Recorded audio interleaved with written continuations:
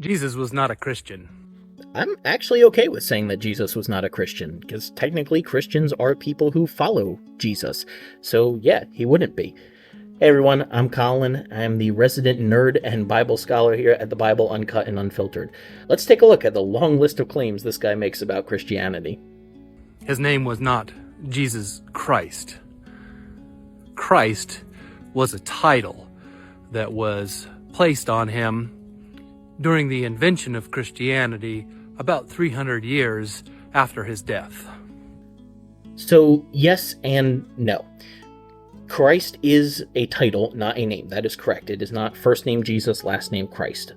Christ is the Greek translation of the Hebrew title Mashiach, which we have as Messiah. Same thing. So it would technically be Jesus the Christ. That's true. That is not his name. It is a title. However, Christianity was not invented 300 years after Jesus' death. Now, this particular content creator did not say what he was referencing here. I am guessing he means the Council of Nicaea, because that's almost always a focal point of misinformation and rumors for people who don't really study church history enough. The Council of Nicaea, though, was a church council, so it would not have existed if Christianity wasn't already well established in the Roman Empire at that time. That's why there was a council of Christian leaders. If there was no Christianity, who were the people meeting there? And no, it did not bestow on Jesus the title of Christ. Now, whether or not he considered himself to be the Messiah, the Christ, that is a matter of debate, but it's not something that was decided for the first time at the Council of Nicaea. Jesus did not leave behind a formal organization in any way. He did not name a successor. He did not write any books. He did not organize a formal religion or an institution of any kind. Jesus did not believe in religion. He was anti-religion, just like I am. So as far as we know, Jesus did not write anything. He did not appoint a successor, and he did not plan to start a religion. I can agree with those statements for the most part. Jesus may not have even known how to write in the first place. The average person didn't back then, notwithstanding the one passage in John 8 where he does appear to write. Now, I definitely don't think he was out trying to start what we have as Christianity today. As far as successors go, he did appoint his disciples to go out and do the same things that he was doing. That's why the book of Acts was written, to show that they were carrying on the work that he had. So if you're looking for one particular person that he had as a successor, no, but he did have people that he set up to continue his work after him. Now, Jesus was not against religion. No, I have to make this point clear. He was against corruption and abuse wherever it happened, be that in the established temple religion of his day or somewhere else. He never told people to stop being Jewish or to stop going to the temple to sacrifice. He just criticized the corruption and abuses that were going on within the religious system of his time and place. The Christian Bible was not written by God. The book of Matthew was not written by the Apostle Matthew. The book of Mark was not authored by the Apostle Mark. The Apostle Luke did not write the book of Luke. And the Apostle John did not write the book of John. All of these books were written many, many generations after the life and death of Jesus and his apostles. These books are written by unknown authors. What role God had in the writing of the Bible is pretty much going to depend on where you fall on the progressive, conservative Christian spectrum.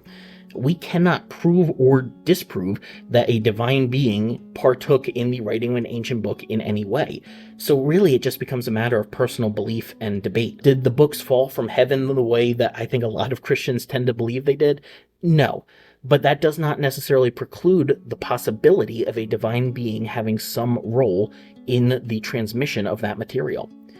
Now, he is correct in saying that none of the gospel writers actually claim to have written the gospels that are named after them. So there is no claim in Matthew, Mark, Luke, or John that the books were written by Matthew, Mark, Luke, or John. In fact, they were very likely written by other people later on. But scholarly consensus places the writings of the earliest Gospels within about 50 years of Jesus' life, and the latest within about 100-ish.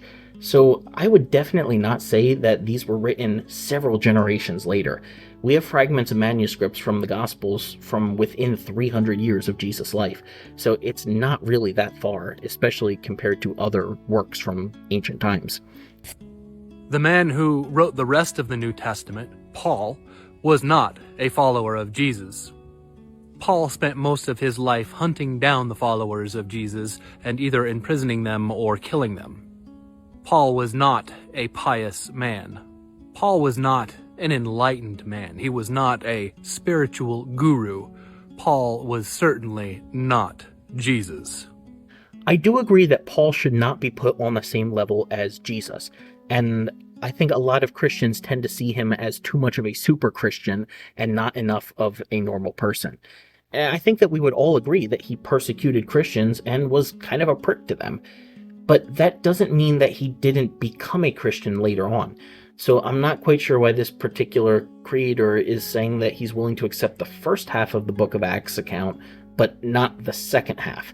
If you're willing to say that Paul persecuted Christians, well, that's coming from the first part of the Book of Acts. But then you also have to realize that the second part of the Book of Acts says that he did become a Christian, started following Jesus, and started telling other people that they should as well. Christians do not worship Jesus. They do not follow his teachings or walk in his footsteps. Christians worship a book. A book is not God. A book is a false idol. The Bible was not written by God. The Bible was written by man. Very imperfect men, to be specific.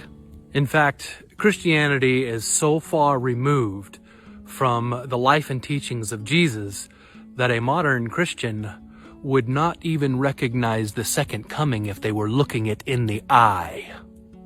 I do agree that many Christians make an idol out of the Bible, but that doesn't necessarily mean that they don't worship Jesus. It just means that they have elevated their particular favorite translation of the Bible a little too much. And I know that's a controversial statement and could stand to have other videos done on it, so we'll probably do that in the future. But regarding what he said specifically here, nobody says that the human authors were perfect. The debate is over how much of their humanity was allowed to affect the writings. And while that ending was a bit too dramatic for my tastes, I do agree that Christianity today has drifted far from its origins and is hardly recognizable compared to what Jesus was trying to start.